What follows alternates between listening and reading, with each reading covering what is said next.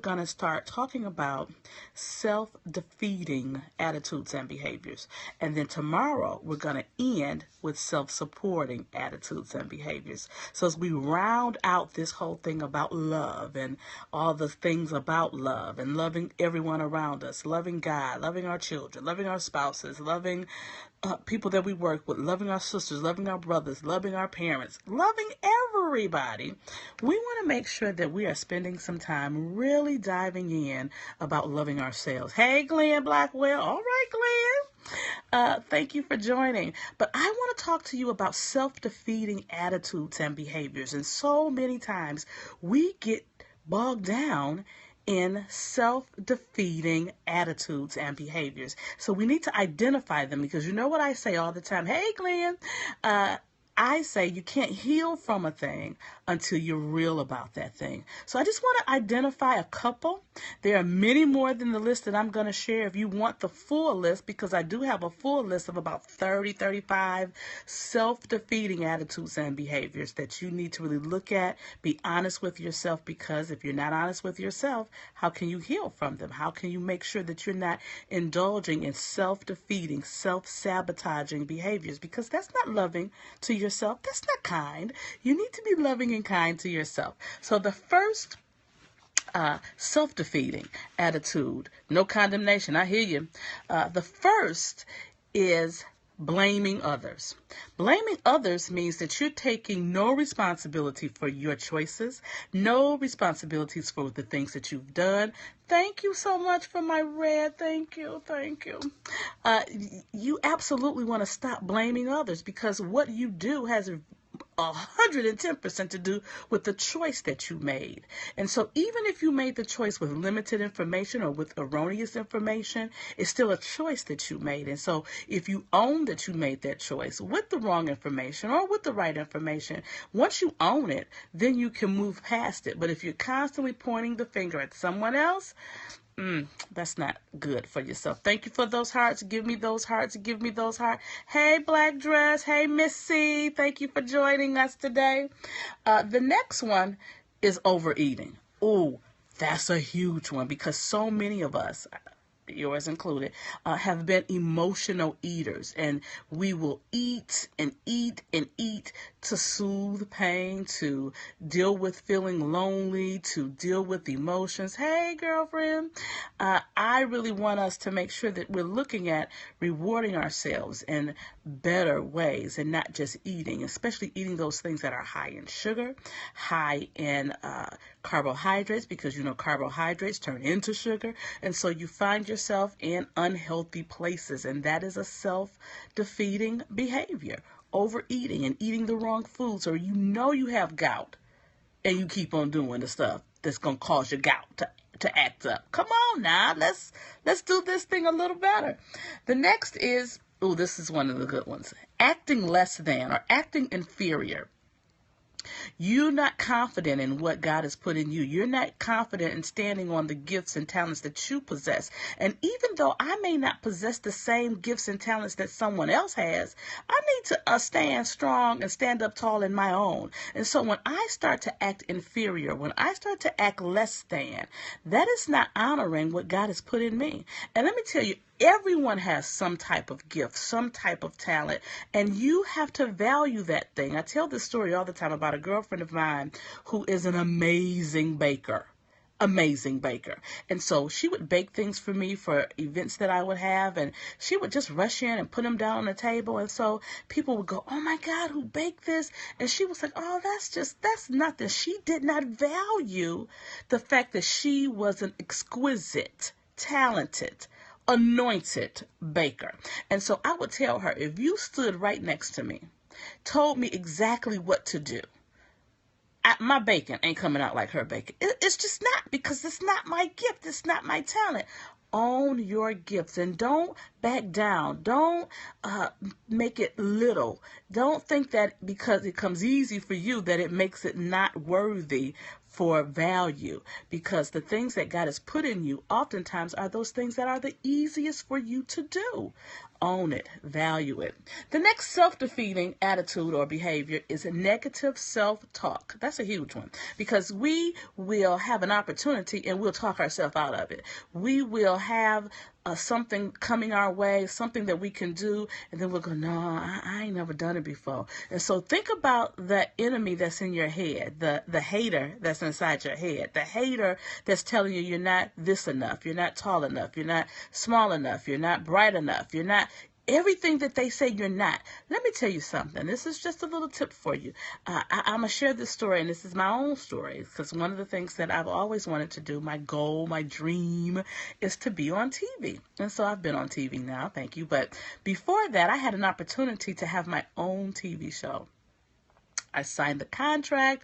I was supposed to get started, and I did not do anything. And I did not do anything because I had stinking thinking inside my head. I was saying that I did not want to be fat on TV.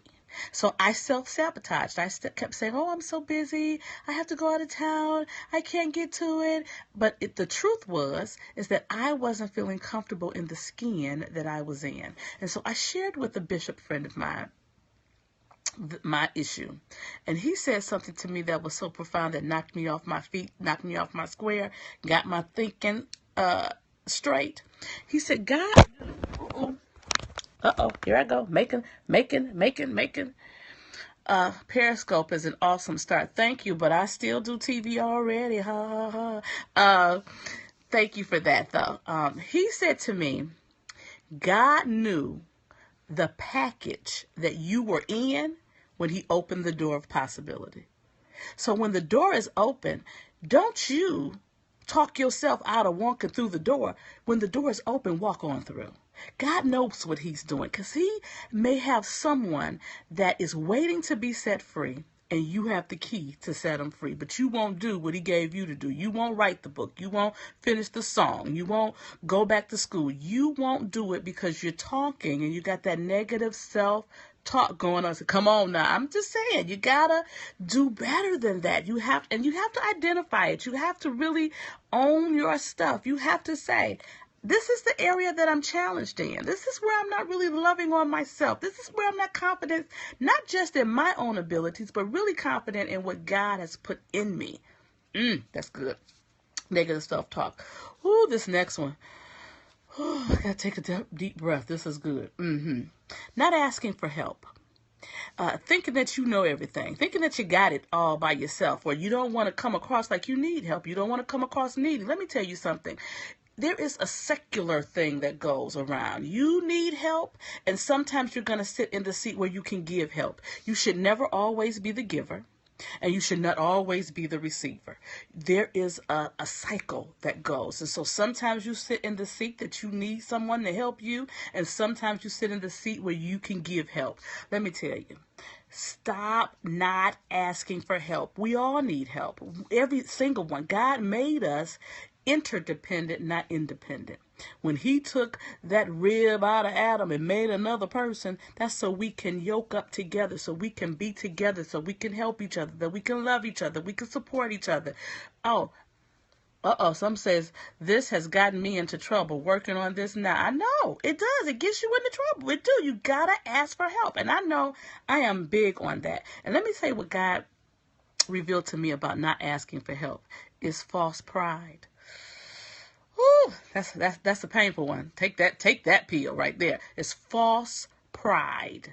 And pride comes before a fall. So you don't want to look like you need help. But it ain't about what you look like.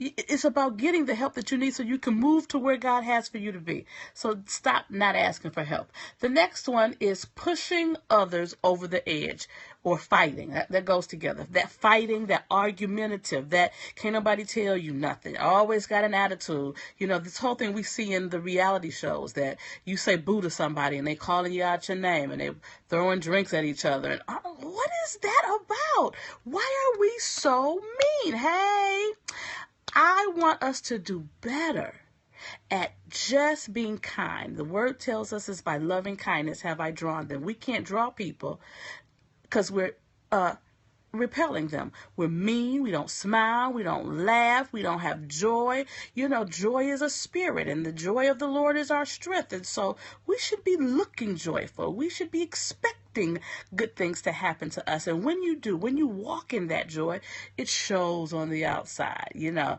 we're smiling, we are happy, we are loving on people, we are giving to people, we are doing all those things that are Christ-like, not just Sabrina-like, but Christ-like. So that's important, to not be argumentative, not have an attitude or a chip on your shoulder all the time. All that is negative behavior. Let me tell you something about negative behavior.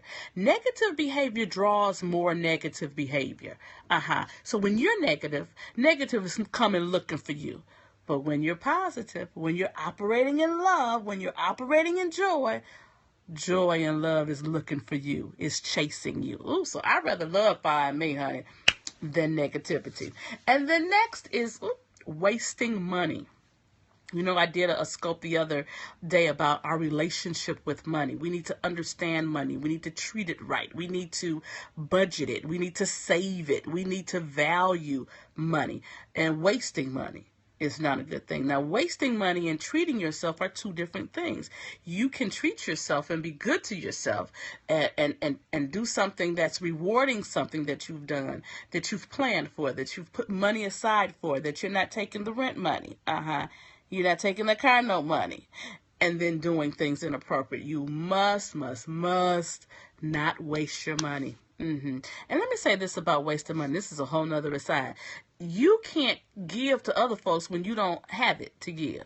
When God has blessed you to take care of your own needs and your own home and your own responsibilities, and if you take it and give it all to someone else and then you're out on the street, that's not wise. So be wise in what you're doing. And then this is another good one. Comparing self to others. Looking at other people going, why are they successful? Why they get to go on? Hating on others, hating that someone else has an opportunity, someone else is doing well, someone else looks good in the dress and you haven't lost the 10 pounds. And so we'll say things, especially women. I can't say about men, but I know women, we say this all the time. Oh, she thinks she cute. She should think she cute. Let me tell you something about Dr. Sabrina. If you see me out and you think that I think I'm cute, you're right, because I think I am. I work at this. I work at making all this go together, all this chocolate. I'm just saying. So we must stop comparing ourselves to others, not just about how we look, but about what people are doing or what people have. Let me end with this little testimony. Had a good friend, and I can tell this story because I've told him. Eddie Connor, Dr. Eddie Connor, good friend, good brother, was on Steve Harvey's show. And the day that he was going on, many of us knew, we were tweeting about it, things of that nature. And then that day was feeling some kind of way. I was like, I really want to go on the Steve Harvey show. Why? My people can't get me on. Don't hate, celebrate.